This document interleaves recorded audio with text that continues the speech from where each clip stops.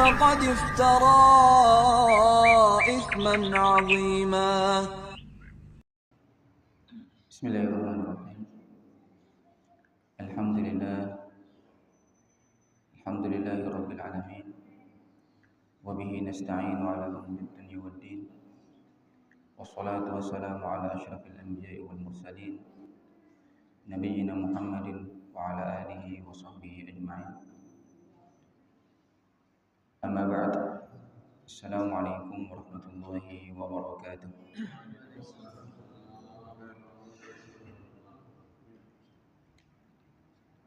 Para jemaah yang berbahagia, alhamdulillah kita panjatkan syukur kita kepada Allah atas segala limpahan karunia yang Allah berikan kepada kita. Kita berharap semoga Allah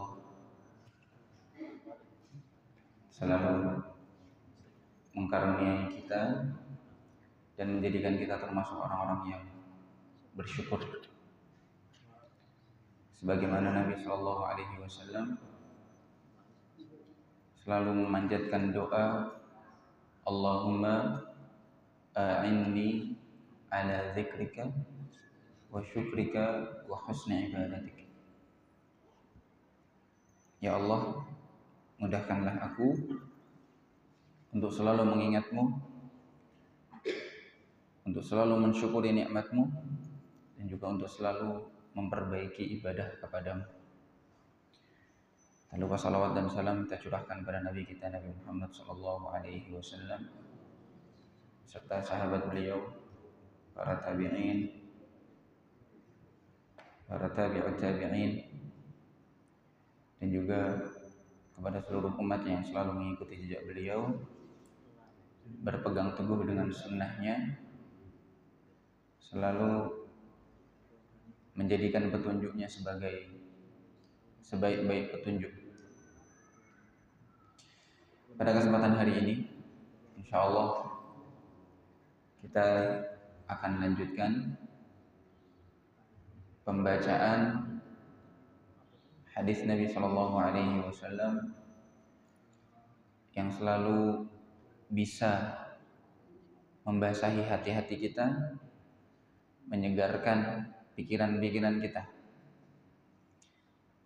Kita sebutkan juga beberapa ayat-ayat Allah Subhanahu wa taala yang berkaitan dengan hadis yang akan dibacakan pada kesempatan hari ini. Hadis yang akan kita bacakan hari ini berkenaan tentang suatu, bisa dikatakan sebuah amalan atau sebuah akhlak, sebuah kepribadian seorang muslim yang apabila seorang memiliki kepribadian ini, mengamalkan amalan ini, maka dia akan dicintai Allah Subhanahu wa taala dan dicintai oleh manusia. Dicintai oleh Allah dan dicintai oleh manusia. Memang seperti yang kita sebutkan pada kesempatan yang lalu, kebanyakan hadis-hadis Nabi Shallallahu Alaihi Wasallam itu jawaban dari pertanyaan-pertanyaan para sahabat yang angan-angan mereka selalu akhirat.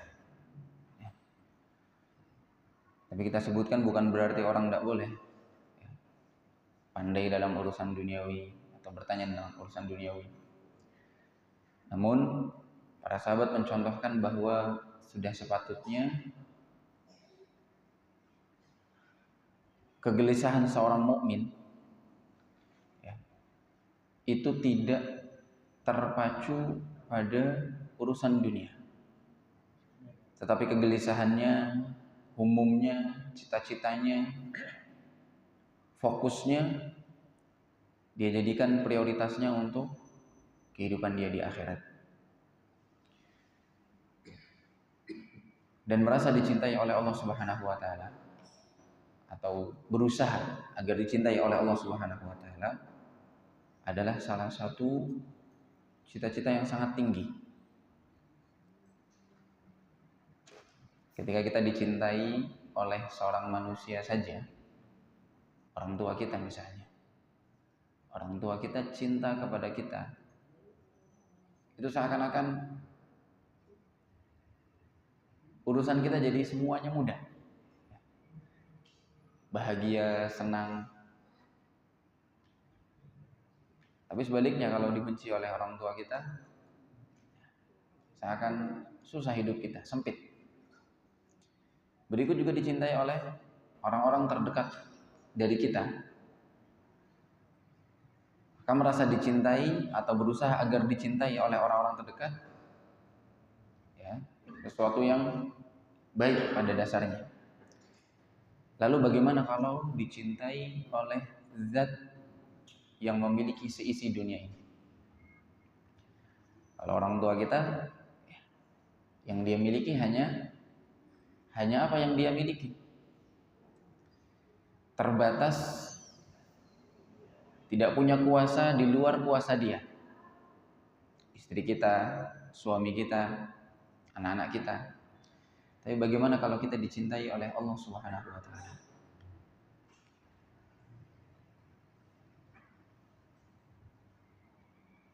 Kita bacakan langsung hadisnya.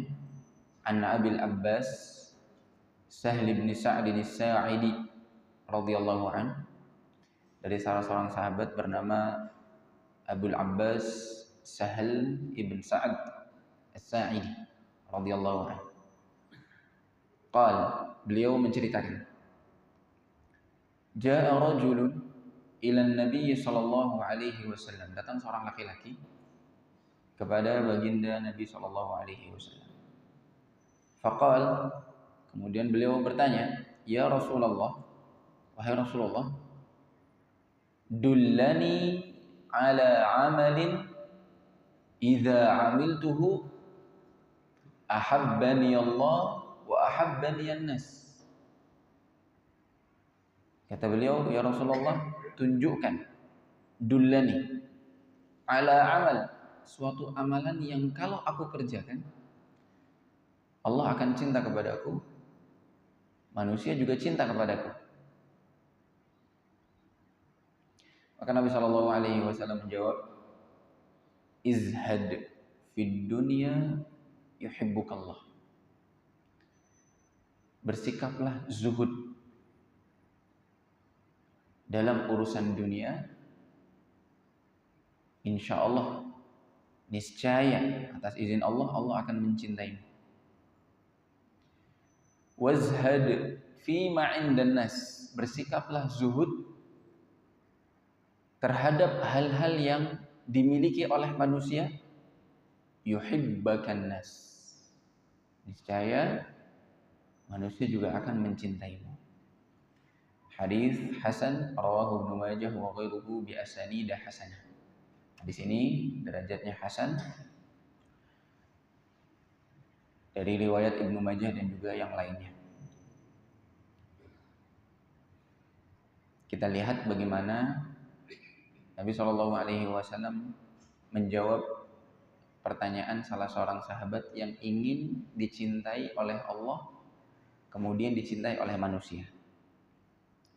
Kita bahas dulu dicintai oleh Allah Subhanahu wa taala. Mencintai itu mudah. Dan di antara cinta yang paling dituntut adalah mencintai Allah Subhanahu wa taala. Bahkan para ulama mengatakan bahwa inti dari ibadah adalah rasa cinta kepada Allah. Kalau tidak salah ingat, kami pernah menyebutkan rukun ibadah yang disebutkan oleh sebagian ulama. Rukun ibadah itu ada 3. Yang saat orang beribadah harus menghadirkan 3 hal ini dalam hatinya. Yang pertama, al-mahabbah, cinta kepada Allah. Yang kedua, ar-raja, mengharap kepada Allah. Yang ketiga, al-khauf, takut kepada Allah Subhanahu wa taala. Dan 3 hal ini digambarkan oleh para ulama seperti halnya seekor burung. Seekor burung memiliki kepala dan 2 sayap. Yang menduduki posisi kepala, kata para ulama, adalah sifat al-mahabbah. Karena ini yang paling agung. Ketika seseorang beribadah dilandasi rasa mahabbah, cinta dia kepada Allah Subhanahu wa taala. Setelah itu, ya, seorang hamba juga menghadirkan rasa khauf dan rasa roja yang menjadi kedua sayap dari burung tersebut. Kenapa para ulama gambarkan seperti seekor burung? Agar seseorang tahu bahwa tiga hal itu adalah satu kesatuan yang tidak bisa dilepaskan, tidak bisa dipisahkan. Seekor burung kalau tidak ada kepalanya, ada nggak Pak seekor burung tidak ada kepala? Nggak ada. Kalau misalnya kepalanya tertabrak, mau mendarat, ya salah mendarat, kepalanya tertabrak. Kalau kepalanya patah, ya, maka dia nggak bisa hidup. Berikut juga dua sayapnya, agar burung bisa terbang tinggi, sebagaimana amalan kita bisa terbang ke langit sana, diangkat oleh Allah Subhanahu wa taala dan diterima di sisinya, maka perlu yang namanya sayap, dua sayap ini, yaitu al-khauf dan juga ar-raja. Dan sebaik-baik orang yang beribadah yang menghadirkan tiga hal ini dengan sempurna. Dia menghadirkan rasa cinta. Rasa cinta ini membuat dia beribadah tidak terpaksa. Cinta ini membuat dia seakan-akan benar-benar dorongannya murni. Cinta itu seakan-akan, kita sisihkan dulu sisi roja dan juga sisi khauf. Ketika seseorang cinta, dia itu benar-benar di dalam pikirannya tidak ada hal yang lain saat dia melakukan suatu perbuatan. Saat kita cinta kepada, misal kepada istri kita misalnya, kepada pasangan kita, suami kita, rasa cinta ini mendorong kita mau melakukan apa saja tanpa ada pikiran yang lain. Contohnya dia mengharapkan ganjaran, ya, mengharapkan hadiah, mengharapkan pemberian, atau melakukan suatu amalan karena ancaman. Seseorang yang beramal karena cinta, ya, seorang beramal karena cinta, dia beramal tidak karena paksaan, bukan karena iming-iming hadiah, bukan karena ancaman atau paksaan. Benar-benar murni terdorong rasa cinta itu, makanya dijadikan inti dari suatu ibadah. Namun tidak boleh dilupakan dua hal, yaitu al-khauf dan juga ar-raja. Tujuannya apa? Yang pertama ar-raja. Seseorang mengharapkan karunia Allah Subhanahu wa taala. Karena memang yang pertama Allah Subhanahu wa taala sendiri yang menjanjikan siapa yang beramal soleh, Allah berikan balasan sebaik-baiknya di dunia dan juga di akhirat. Di dunia bisa saja urusannya dipermudah, dilancarkan rezekinya. Di akhirat jelas pahala utama di akhirat, surga. Ketika diberikan surga, seseorang akan layak dikatakan sebagai orang yang beruntung atau menang. Sehingga dia tidak putus asa dari rahmat Allah. Selain dia cinta, karena Allah menjanjikan, kita harapkan rahmat Allah, ampunan Allah, kasih sayang Allah di dunia dan juga di akhirat. Dan terutama yang paling utama adalah di akhirat. Selanjutnya, kenapa perlu ada rasa khauf, rasa takut? Di antara faedahnya yang bisa kita ambil adalah agar seseorang tidak mudah merasa maghrur, tertipu. Tidak mudah merasa ujub. Yakin betul bahwasanya amalannya pasti diterima. Tidak mudah merasa aman dari siksaan Allah Subhanahu wa taala. Sehingga rasa roja, mengharap, dan rasa khauf, rasa takut ini membuat dia seimbang. Ya. Tidak terlalu berbangga karena bisa saja amalan tersebut tidak diterima oleh Allah. Bisa saja dia terjerumus dalam suatu fitnah sehingga dia melakukan sesuatu yang dibenci oleh Allah Subhanahu wa taala yang membuat dia berhak mendapatkan siksaan dari Allah. Dari situ rasa khauf. Roja membuat dia tidak mudah putus asa. Ya. tahu bahwasanya Allah itu Maha Sayang, janjinya begitu luas. Ketika dia berdosa, ketika dia jatuh dalam kekhilafan, dia tidak lupakan sisi roja ini.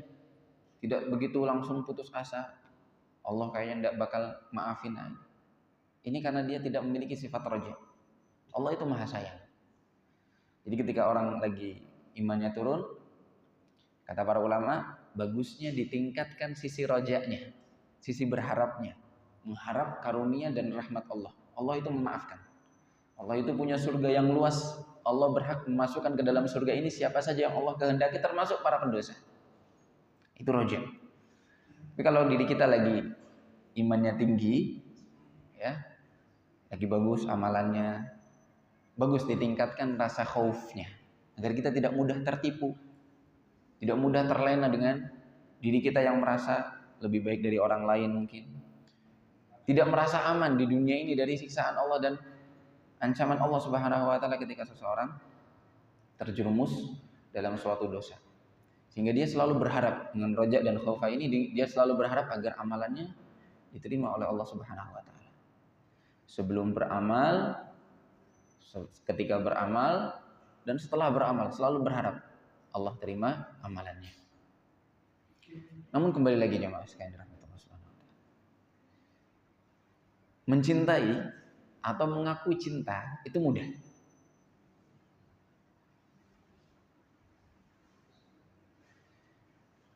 Yang susah ketika kita benar-benar cintanya diakui kemudian dibalas. Itu yang susah. Tidak semua orang.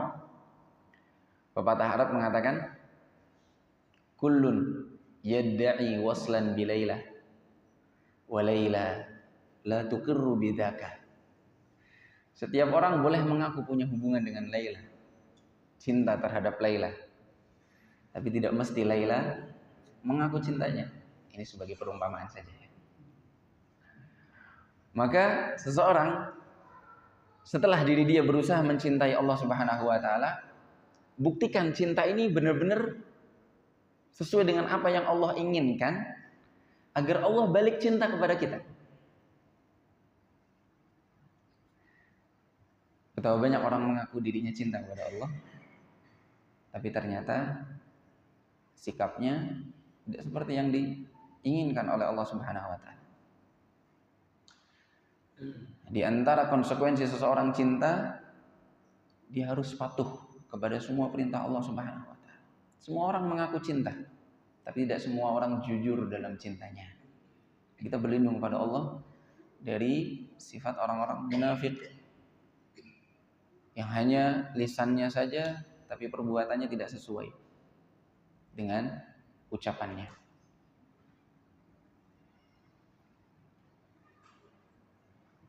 Kata sebuah pepatah lagi atau sebuah athar, "Lau kana hubbuka shadiqan la ata'tahu. Innal muhibba liman yuhibbu muti'u." Kalau seandainya cintamu tulus, cintamu suci, kamu pasti akan mematuhi orang atau zat yang kamu cintai. Seperti kita cinta pada seorang istri, kita patuhi dia, mau apa dituruti. Innal muhibba liman yuhibbu muti'u. Orang yang mencintai akan selalu patuh dengan orang yang dicintai. Maka sebelum cinta kepada makhluk-makhluk ini, cinta yang patut kita buktikan adalah cinta kepada Allah Subhanahu wa taala. Di antaranya adalah dengan taat. Allah Subhanahu wa taala berfirman, "Qul in kuntum tuhibbunallaha fattabi'uni yuhibbukumullah." Allah Subhanahu wa taala berfirman dalam surat Ali Imran,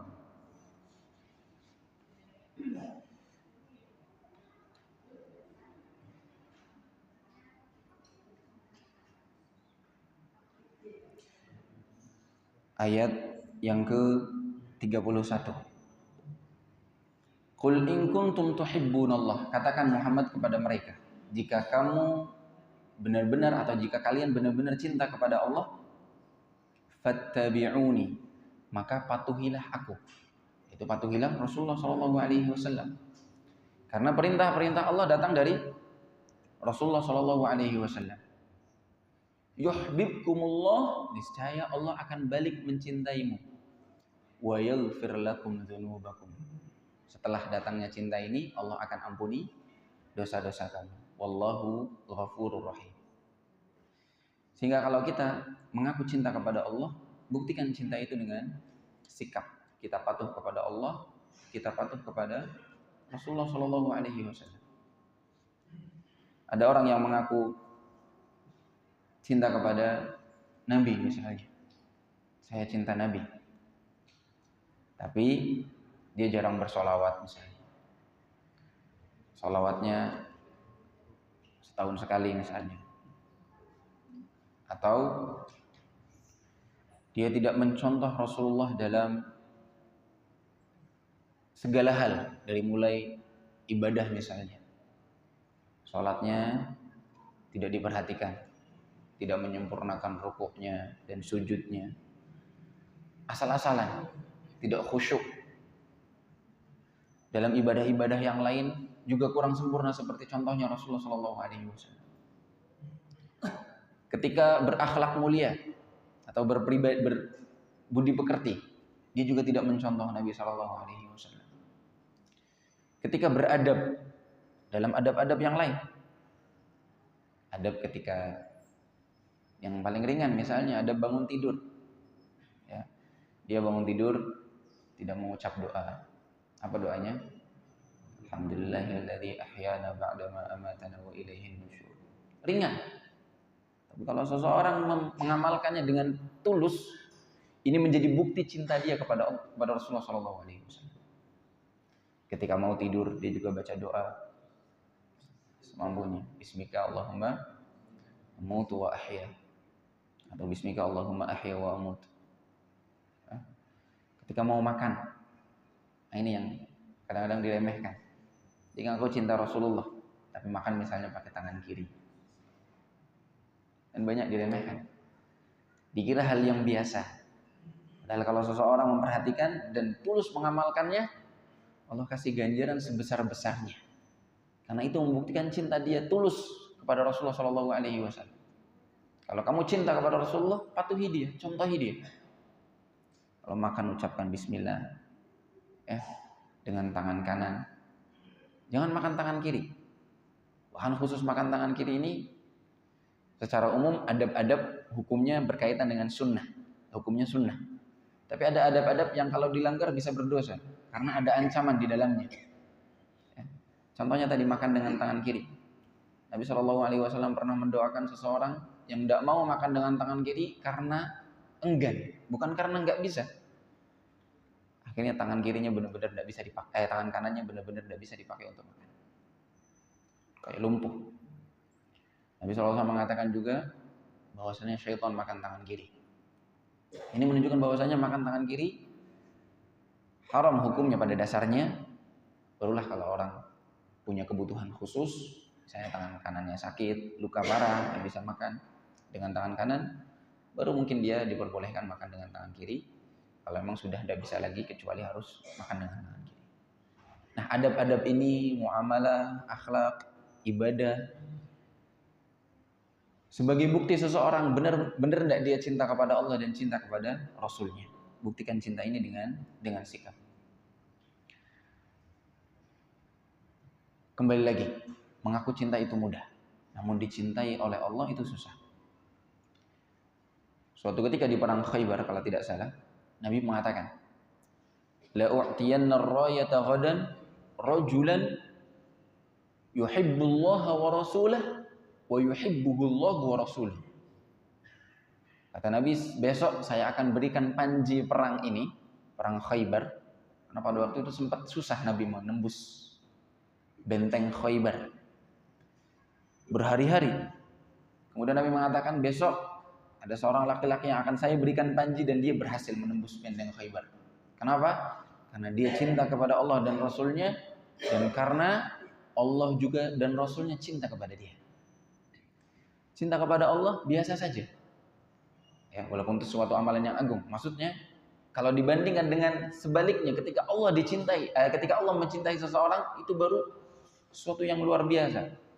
Setelah Nabi mengatakan hal seperti itu, semua orang sampai begadang. Berharap besok dia yang dikasih panji oleh Rasulullah. Karena kalau dia dikasih panji berarti dia dapat rekomendasi bahwasanya dia sudah dicintai oleh Allah dan Rasulnya. Ada yang mungkin sampai begadang atau sampai sibuk bertanya-tanya siapa yang kira-kira bakal diberi. Semuanya mengharap. Ternyata keesokan harinya Nabi datang, kumpulan sahabatnya nengok kanan kiri, nggak ngelihat siapa yang dicari oleh Rasulullah. Ternyata Nabi tanya, Aina Ali? Di mana Ali? Orang-orang langsung patah hati semua. Tidak dicintai oleh Allah. Ya nggak mesti ya. Cuman yang akan direkomendasikan oleh Nabi adalah di situ pada kesempatan itu adalah Ali bin Abi Thalib radhiyallahu taala. Dapat tazkiyah langsung dari Nabi sallallahu alaihi wasallam. Disebutkan oleh sahabat, yashtaki fi ainihi ya Rasulullah. Beliau lagi sakit matanya. Maka Nabi datangi Ali bin Abi Thalib yang lagi sakit matanya. Lalu beliau ludahi mata Ali ya, dengan ludah beliau yang berkah, sembuh dengan ludah beliau. Karena para ulama sepakat ya, zatnya Nabi Shallallahu alaihi wasallam itu berkah.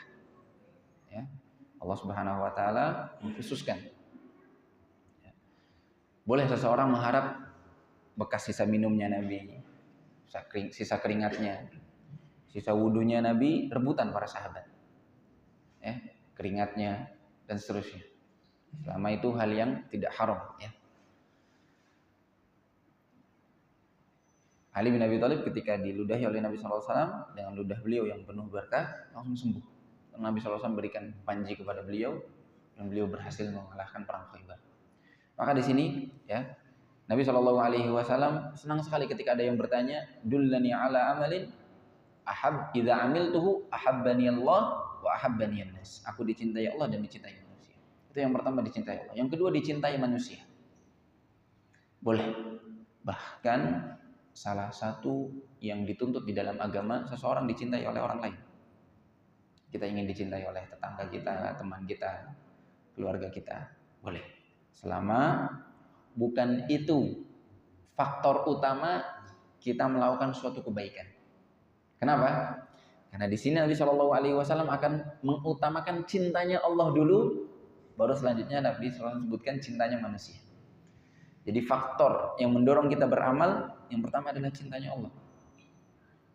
Barulah setelah itu kita berharap dicintai manusia, nggak apa-apa.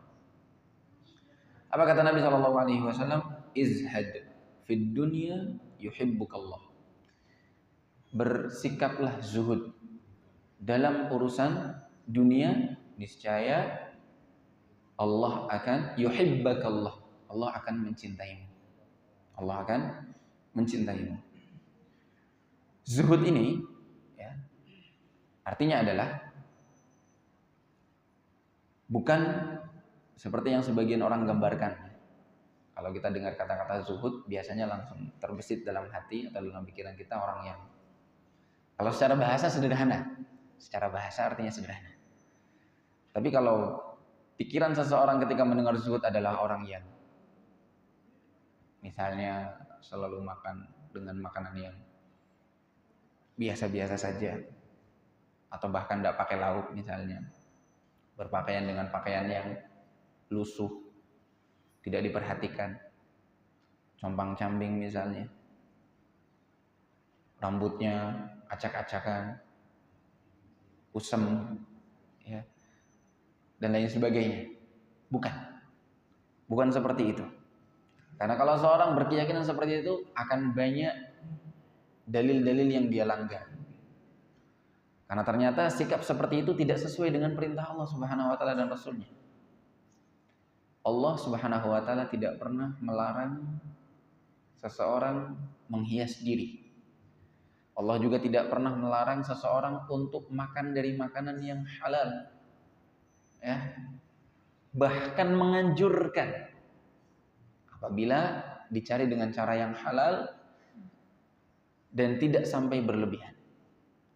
Bukankah Allah Subhanahu wa taala berfirman, "Ya bani Adam, khudzu zinatakum inda kulli masjid." Wahai manusia, anak Adam, Ambillah perhiasan kalian, pakaian-pakaian kalian yang bagus, penampilan kalian wangi-wangian. Inda kulli masjid, ketika mau ke masjid. Dalam tafsiran disebutkan masjid di sini bukan berarti masjid yang zahir saja, tapi inda kulli sholat, dalam setiap sholat. Jadi meskipun sholatnya di luar masjid, dia tetap berusaha memakai pakaian yang bagus saat menghadap Allah Subhanahu wa Ta'ala. Apalagi ketika sholatnya di masjid. Nabi SAW bersabda, Innallaha jamilun yuhibbul jamal. Sungguhnya Allah itu indah dan suka dengan keindahan. Allah Subhanahu wa Ta'ala juga berfirman, Qul man harrama zinatallahi allati akhraja li'ibadihi wat thayyibati minar rizq. Katakanlah wahai Muhammad, siapa yang mengharamkan perhiasan-perhiasan yang Allah keluarkan di muka bumi ini dan rizki-rizki yang thayyib? Tidak ada. Tidak diharamkan, selama itu halal, dicari dengan cara yang benar, tidak berlebih-lebihan, silakan. Pakailah pakaian yang paling bagus. Silakan makan makanan yang kamu suka, selama tidak berlebihan, selama itu halal. Sehingga kalau kita maknai zuhud dengan makna yang mudah terbesit di pikiran kita bahwasanya zuhud itu sederhana, sampai dia tidak mau pakai baju yang bagus, tidak mau pakai sendal yang bagus, tidak mau pakai kendaraan yang bagus, maka keliru. Bahkan ketika sampai menyusahkan dirinya, dia bisa berdosa. Padahal dia butuh, tapi dia tidak mau, dia bisa berdosa. Dia bisa berdosa. Karena dia menyusahkan dirinya. Kata Nabi SAW, Inna li nafsika alaika haqqan. Jiwamu, dirimu itu punya hak atas dirimu. Nanti punya hak yang perlu kita beri. Kalau dia butuh makan, butuh gizi, berikan. Kalau kita mampu, kasih. Jangan malah menghalang-halangi, padahal hal itu dihalalkan oleh Allah Subhanahu wa Ta'ala. Allah menghalalkan telur, dia bilang, enggak mau makan telur lah, makan nasi sama garam aja lah misalnya. Padahal dia mampu lagi. Ini malah tercela. Ya, malah tercela. Seseorang misalnya butuh punya rumah yang sedikit luas, karena memang dia anaknya banyak, dia bisa tercela kalau dia malah memaksakan diri tinggal di suatu rumah yang sempit misalnya. Nabi SAW mengatakan, ya, muru auladakum bis salati wa hum abna'u sab'i sinin. Perintahkan anak-anakmu untuk sholat ketika usia 7 tahun. Wadribuhum 'alaiha wa hum abna'u 10 sinin. Dan pukullah mereka, maksudnya tegas kepada mereka ketika mereka tidak mau sholat ketika sudah usia 10 tahun. Lalu Nabi katakan dengan penutup, beliau bilang, wa farriqu bainahum fil madajid. Kalau sudah usia 10 tahun, dipisahkan ranjangnya. Jangan tidur bareng. Baik laki-laki sama laki-laki atau laki-laki sama perempuan, tambah lagi harus dipisahkan. Ketika sudah usia menginjak 10 tahun. Artinya perlu ya kita punya ranjang yang lebih, punya area yang lebih. Sehingga kalau memang itu dibutuhkan tapi malah tidak diambil, tidak dia gunakan atau tidak dia cari, malah tercela. Malah tercela. Nah, dari sini kita sudah bisa sedikit menyimpulkan apa makna zuhud. Ya, zuhud adalah mengambil sesuatu di luar kebutuhan dia. Itu namanya tidak zuhud. Artinya zuhud dia berusaha meninggalkan sesuatu yang dia tidak butuhkan. Dia butuh kendaraan yang luas. Anak dia banyak, 4, 5. Ya boleh dia beli mobil, silahkan. Itu kebutuhan dia. Ya, dia beli mobil yang ukuran besar, 7 kursi, 9 kursi, silahkan. Karena dia anaknya banyak, butuh. Jangan malah dia paksakan, udah saya pakai sepeda aja misalnya. Atau dia mampu ya beli mobil yang besar tapi beli mobilnya yang kecil misalnya, cuma 2 kursi. Ada nggak mobil 2 kursi? Ada ya. Atau hanya 4 kursi padahal anaknya 4 atau 5 misalnya. Nah, ini namanya tidak sesuai kebutuhan. Tapi ketika dia misalnya sudah punya mobil, 1 cukup. Ya, besar. Kemudian dia beli mobil yang lain. Padahal tidak butuh. Nah, ini dikatakan dia tidak zuhud. karena di luar kebutuhan. Nah, ini hanya sebatas contoh. Adapun dalam prakteknya dikembalikan kepada personal masing-masing.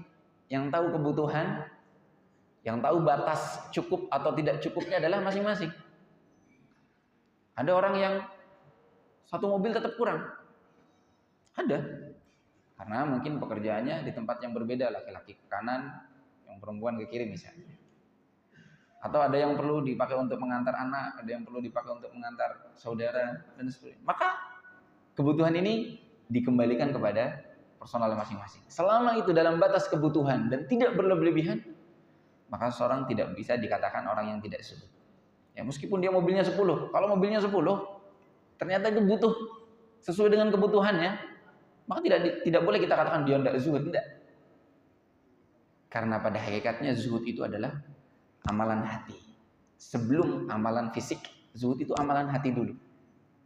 Kata para ulama, zuhud adalah ketika seseorang tidak menjadikan hatinya terikat, terbelenggu oleh dunia.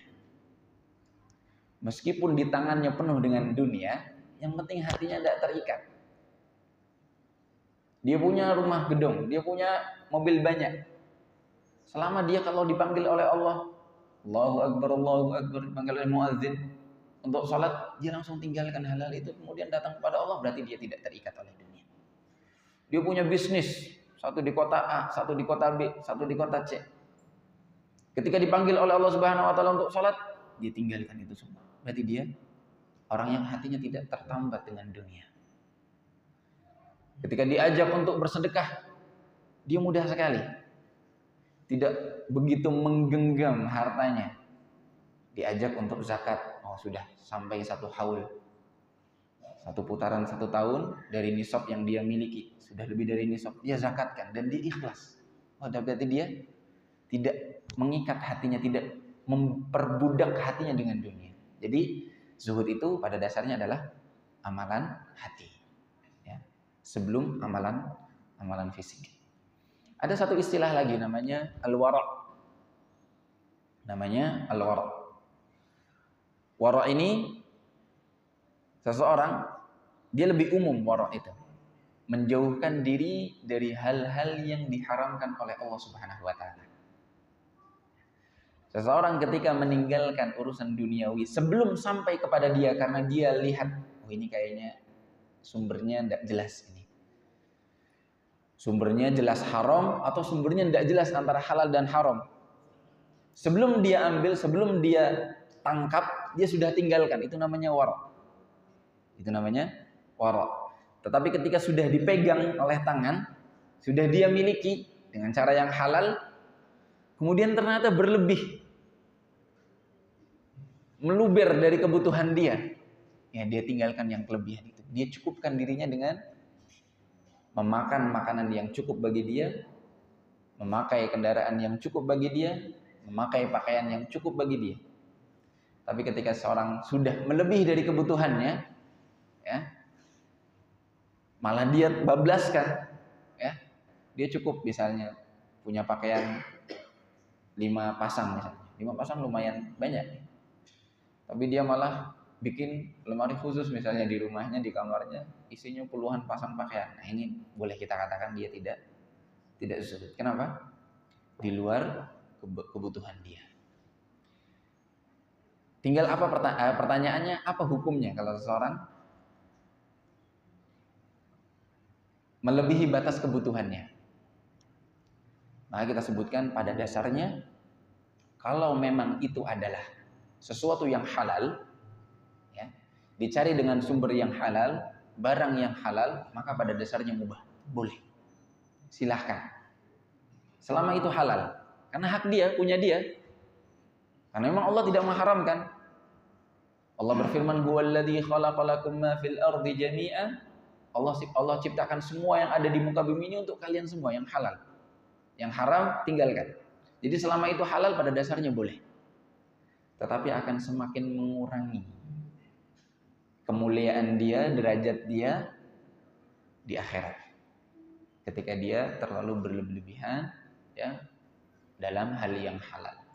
Berlebihan dalam hal yang halal, ya, itu bisa mengurangi derajat dia, mengurangi keimanan dia, mengurangi kemuliaan dia di hadapan Allah Subhanahu wa taala. Nah, disinilah peran hadis Nabi Shallallahu alaihi wasallam. Pengen dicintai Allah, izhad fid dunya yuhibbukallah. Zuhudlah, berlaku sederhanalah dalam urusan dunia. Niscaya yuhibbukallah, Allah akan mencintaimu. Jadi pada dasarnya boleh, tapi khawatir nanti Allah tidak cinta kepada kita karena kita melebihi batas cukupnya kita. Tapi ingat lagi ya, batas cukup, batas sederhana ini, batas kebutuhan ini dikembalikan kepada pribadi masing-masing. Ya, setiap orang tahu batas cukupnya masing-masing. Setiap orang tahu kebutuhannya masing-masing. Dan zuhud ini dikatakan sifat yang terpuji bagi orang yang mampu. Baru dikatakan zuhud. Sahabat atau seorang tabi'in, seorang salaf, saya lupa tabi'in atau tabi'in, namanya Sufyan Ats-Tsauri. Sufyan Ats-Tsauri rahimahullah. Terkenal ahli hadis. Teman-temannya bilang, murid-muridnya bilang, "Anta rajulun zahid." Engkau, wahai Sufyan Ats-Tsauri, adalah orang yang zuhud. Sufyan Ats-Tsauri jawab, "Bukan saya yang zuhud. Yang zuhud adalah," kata beliau, "Umar ibn Abdul Aziz." Salah seorang yang hidup di zaman beliau juga, yang menjadi khalifah. Umar ibn Abdul Aziz. Khalifah dari Bani Umayyah. Salah seorang khalifah yang begitu dicintai dan begitu adil. Bahkan sebagian ulama mengatakan bahwasanya dia adalah khalifah terbaik setelah Khulafaur Rasyidin. Bahkan kalau boleh Khulafaur Rasyidin disebut 5 orang, yang kelima adalah Umar bin Abdul Aziz. Umar bin Abdul Aziz. Ya. Jadi khalifah yang terkenal akan keadilannya diantaranya Umar bin Abdul Aziz. Di antara sifat beliau, sifat keistimewaan beliau, beliau juga orang yang zahid, zuhud. Kenapa Sufyan Ats-Tsauri mengatakan dirinya tidak zuhud? Yang zuhud adalah Umar bin Abdul Aziz. Karena beliau mengatakan zuhud itu bagi orang yang mampu kemudian dia tinggalkan. Tapi kalau orang yang tidak punya, tidak mampu, dia tinggalkan, ya apa bedanya? Karena dia nggak mampu. Ya. Apa yang dia tinggalkan? Tidak ada yang dia tinggalkan karena dia nggak mampu. Zuhud itu Umar bin Abdul Aziz. Dia mampu, dia punya, tapi dia tinggalkan. Disebutkan ketika beliau adalah orang yang kaya. Ketika beliau dipilih menjadi khalifah, beliau gemetar, nangis, karena takut itu adalah tugas yang berat.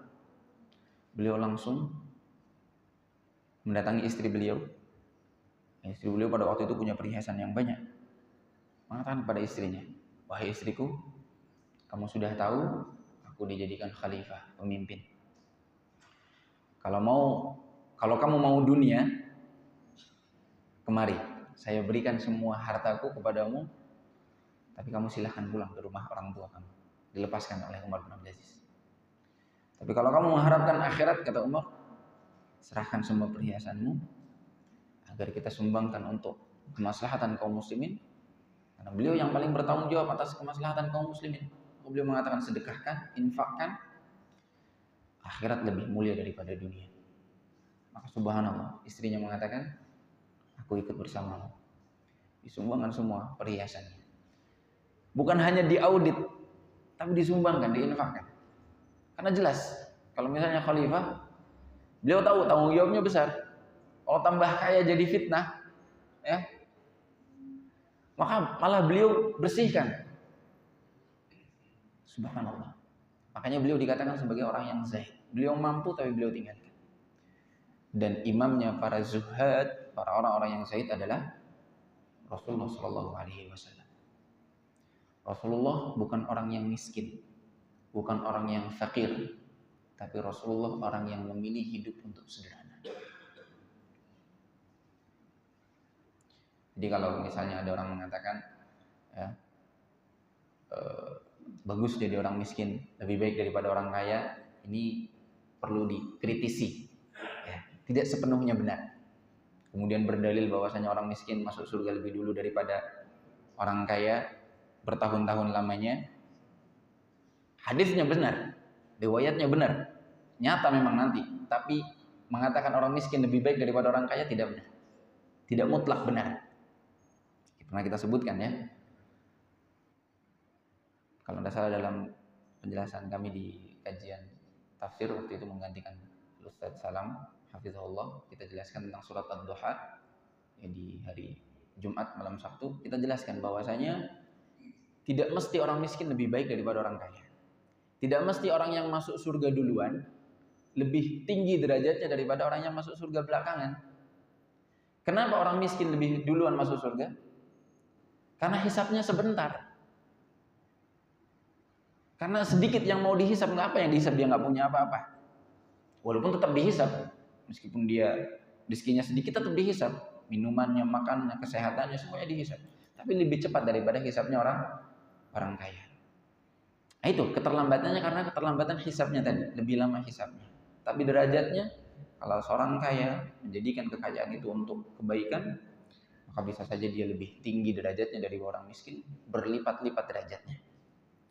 Pernah kita sebutkan kisahnya dalam suatu hadis ketika para sahabat Nabi SAW yang fakir ngiri, tapi tidak sampai hasad, tidak dengki, ngiri kepada sahabat-sahabat Nabi yang orang kaya. Ngiri tapi tidak sampai dengki, tidak sampai hasad, karena yang diirikan bukan hartanya, tapi yang diirikan adalah amalannya. Mereka bilang, wahai Nabi, zahaba ahlud dusuri bil ujur, orang-orang kaya dapat pahala banyak. Bagaimana?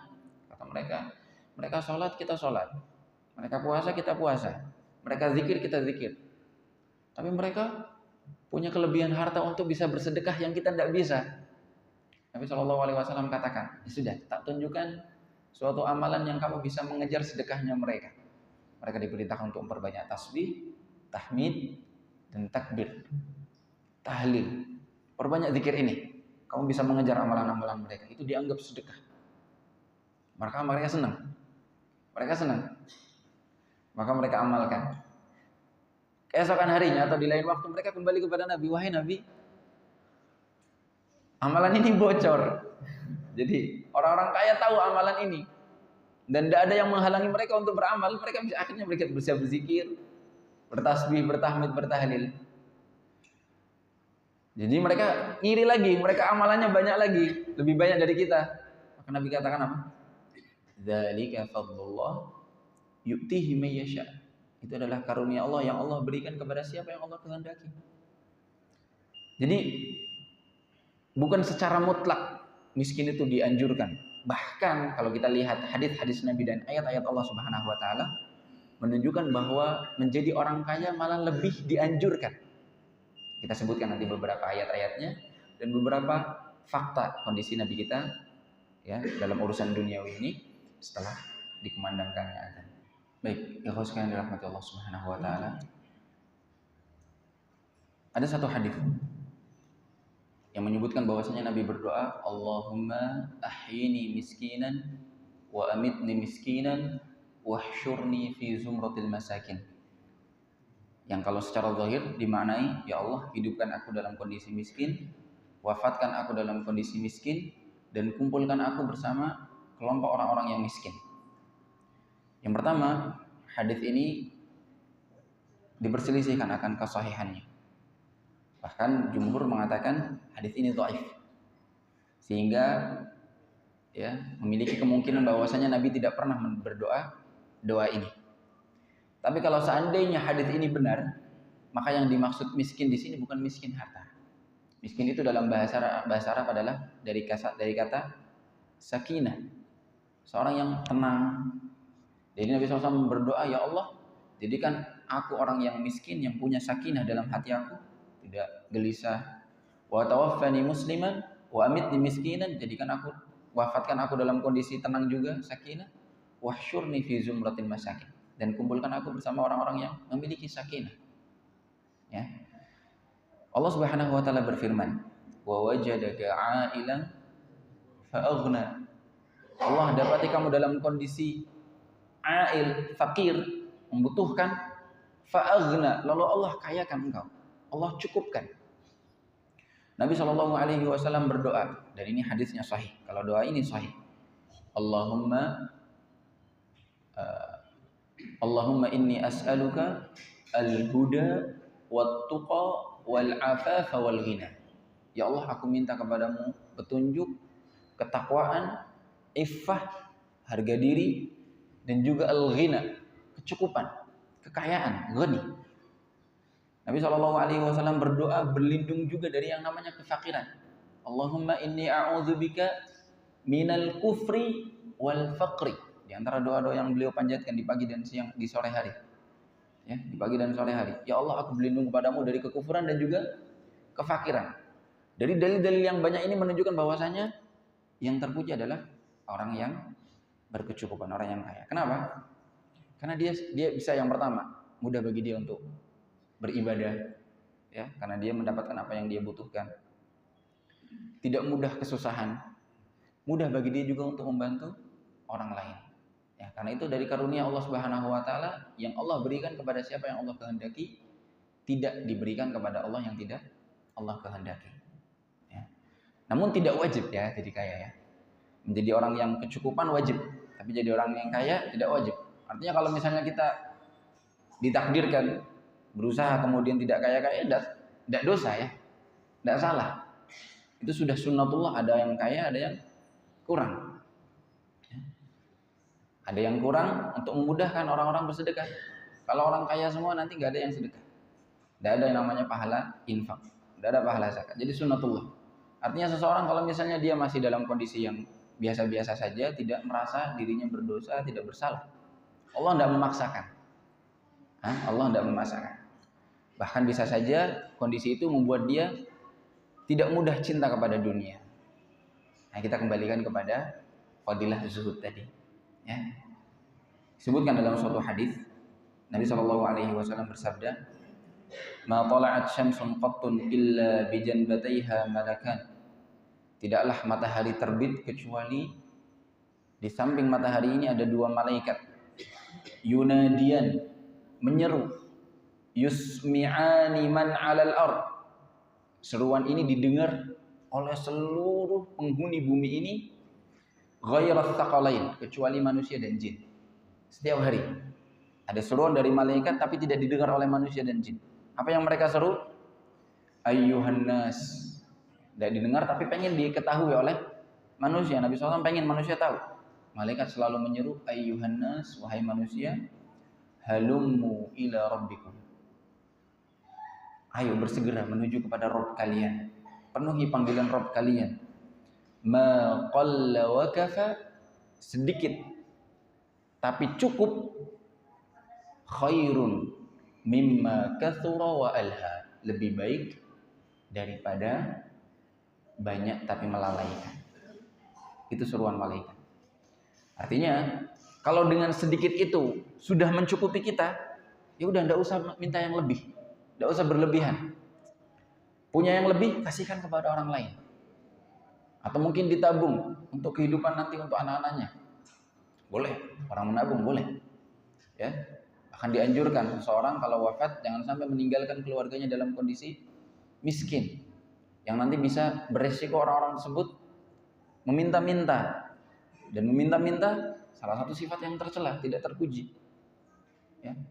Jadi silahkan, kalau sudah untuk dirinya cukup, maka sisihkan untuk orang lain, untuk keluarga, untuk anak, untuk masa depan dan lain sebagainya. Setelah dia mengeluarkan harta yang wajib dikeluarkan dari kewajiban harta-harta dia, dari mulai zakat dan yang lainnya. Nabi SAW juga bersabda, "Man ahabba dunia, adarra bi akhirati." Siapa yang cinta dunia, bedakan antara memanfaatkan dunia, menggunakan dunia dengan mencintai dunia. Memakai dunia ini, memakan apa yang ada di dunia ini, menggunakan hukumnya boleh. Tapi mencintai dunia itu yang tercela. Kata Nabi SAW, siapa yang mencintai dunia sudah pasti akan membuat dia celaka di akhiratnya. Kenapa? Mudah sekali dia meninggalkan akhirat yang Allah Subhanahu wa taala perintahkan. Tapi sebaliknya, siapa yang cinta kepada akhiratnya, Allah Subhanahu wa taala akan mudahkan urusan akhiratnya, meskipun dunianya kadang-kadang tidak sesuai dengan keinginan dia. Allah juga gambarkan tentang sifat asli dunia ini. Kata Allah Subhanahu wa taala, Allah berfirman, "I'lamu," ketahuilah, dalam surat Al-Waqi'ah ayat yang ke-20. "I'lamu annamal hayatud dunya la'ibu wa lahu wa zinatu wa tafakhurun bainakum wa takatsurun fil amwali wal aulad." Dunia itu isinya hanya tafakhur, zinah, perhiasan yang bikin kita berbangga, sombong dengan anak-anak kita, dengan harta kita. Lalu Allah gambarkan, kamathali ghaithin a'jabal kuffara nabatuh. Dunia itu seperti tanaman, ya, yang begitu membuat tertarik orang-orang kafir. Tsumma yahij, begitu berkilauan tanaman tersebut saking hijaunya. Fatarahu musfarran tsumma takunu hutama. Setelah itu tanaman itu menjadi apa? Menjadi kering. Allah gambarkan dunia itu seperti tanaman yang hijau, kemudian ada batasnya. Akan datang suatu saat dunia itu tidak kita inginkan, hilang, lepas dari tangan kita. Kadang kita di atas, kadang kita di bawah. Kadang kita punya, kadang kita tidak punya. Kadang kita senang, kadang kita sedih. Tetapi yang benar-benar mendatangkan kebahagiaan adalah ketika seseorang menjadikan cita-cita dia selalu tentang akhirat.